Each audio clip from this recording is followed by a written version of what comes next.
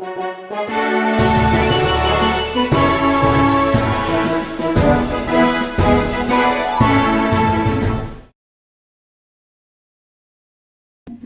ini adalah video proyek asesmen sumatif akhir semester tahun 2025-2026 dari pelajaran sejarah dan bahasa Jawa.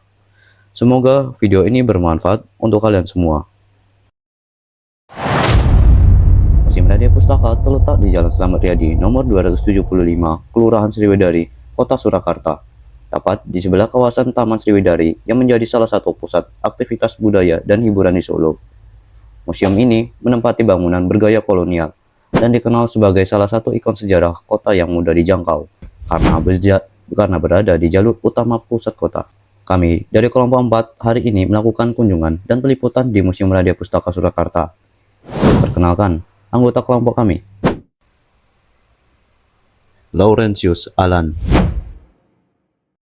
Vincentius Banyu,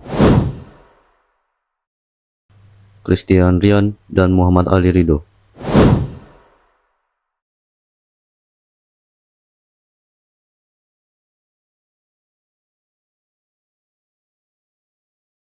Ketika Museum Radia Pustaka didirikan pada tahun 1890 di Surakarta, Hindia Belanda sedang berada dalam fase penguatan kekuasaan dan modernisasi kolonial. Di berbagai wilayah dunia, abad ke-19 akhir juga ditandai lahirnya banyak museum nasional dan perpustakaan besar di Eropa sebagai cara negara mengumpulkan pengetahuan dan mengukuhkan identitas. Di Indonesia, inisiatif Kanjeng Raden Aryo Sosrodiningrat keempat mendirikan Radia Pustaka menunjukkan bahwa bangsawan lokal pun menyadari pentingnya lembaga pengetahuan untuk menjaga martabat budaya Jawa Tengah didominasi kolonial.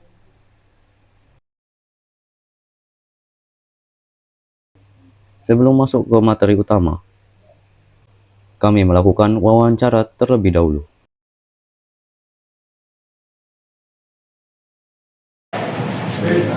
Kados pundi pandangan panjenengan tumrap Museum Radia Pustaka sakmenika, Mas? Menurut kula, Museum Radia Pustaka niku sarana pendidikan nggih pelajar-pelajar di Solo.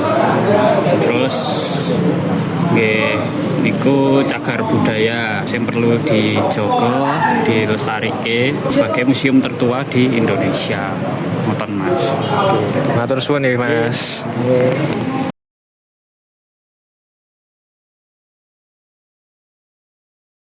Oke, selamat siang teman-teman dan Bu Ninja. Kali ini saya bersama Asmanesipun Imelda. Bu Imelda. Oke, kula badhe tanglet bab Museum Peninggalan Kolonial menika. Oke.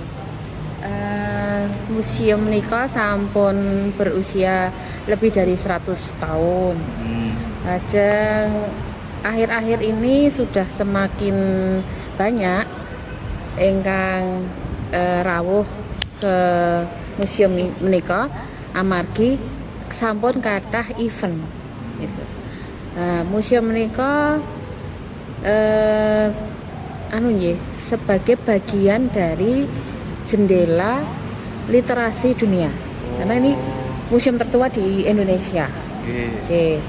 Terus ingkang bingahaken keterlibatan generasi muda langkung kathah. Amargi eventipun sampun pun wonten penyesuaian dengan kondisi zaman. Artinya ya ada gimmick-gimmick atau ya lebih mengadopsi ini anak-anak muda sekarang lah. Ini misalnya tempo hari wonten lomba pembuatan video yang dilakukan oleh anak-anak sekolah. Jadi saking kacamata anak sekolah itu seperti apa. Ngaten, Mas. Oh, nggih. Oke. Matur nuwun Bu Imelda. Nuwun. Oke, gitu aja guys wawancara sama Ibu Imelda.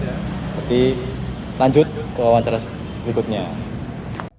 Surung enjang Bapak, kula nyuwun pangapunten menawi mengganggu wekdalipun. Kula nami Ridho lan Rian. Kami siswa saking SMK UKL. Ing wekdal menika kula sowan kagem nyuwun wekdal wawancara babagan peninggalan kolonial wonten ing kota Surakarta itu. Nggih. Pertama-tama teman kula bakal ngasih pertanyaan. Ingkang pertama niku kados pundi paninggalan kolonial punika saged dipun ginakaken dados sarana pasinaon kangge generasi enom supados langkung ngertos sejarah lan jati diri bangsa. Oke, kalau museum ini emang harus dikunjungi nggih sama untuk pelajar karena untuk tahu sejarah, karena untuk bisa ke depan itu harus tahu belakang dulu, dari sejarahnya harus tahu, nanti bisa melangkah ke depan bisa lebih mantap, bisa lebih jelas gitu aja. Oh, berarti kudu ningali sejarah ya Pak di Iya, sejarah itu kan setidaknya tahu sejarah itu untuk kedepannya kan bisa untuk pembelajaran Iya, gitu kan. bener. Tahu sejarah itu kan. Ya, oke. Matur suwun Pak.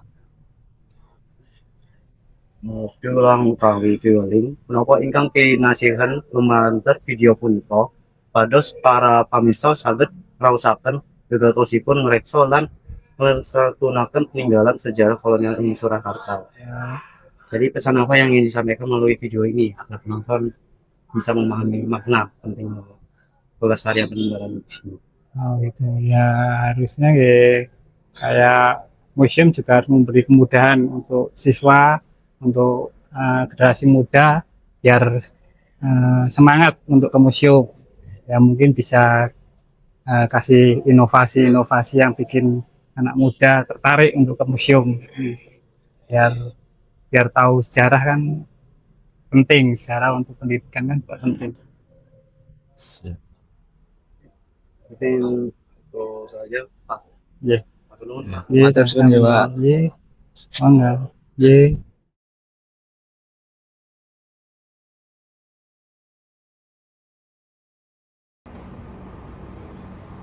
Keputusan mengumpulkan naskah kuno, arsip keraton, arca, dan budaya lain bukan peristiwa yang berdiri sendiri.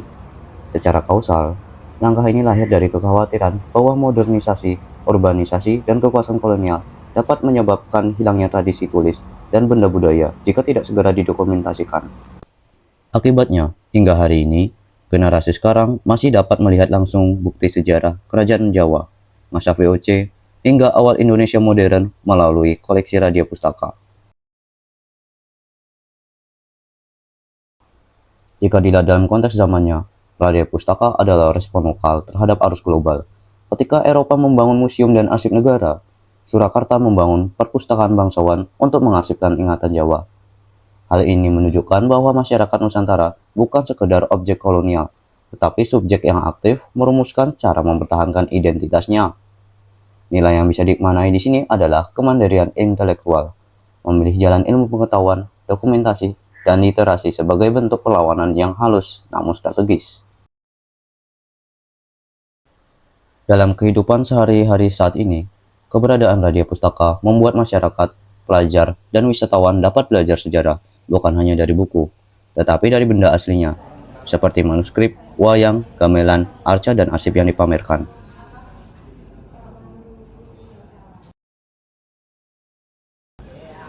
Saat seseorang memilih datang, menghormati aturan museum, dan menceritakan kembali pengalamannya kepada orang lain, ia ikut melanjutkan rantai pelestarian ingatan kolektif.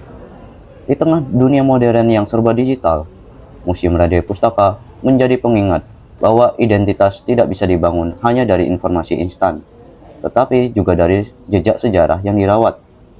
Dengan mengunjungi museum, memahami konteks zamannya, dan memaknai nilai di balik setiap koleksi, generasi muda belajar bahwa masa lalu bukan sekedar kisah yang sudah selesai, melainkan sumber pelajaran untuk mengambil keputusan hari ini dan merancang masa depan. Dari sini, tumbuh kepedulian.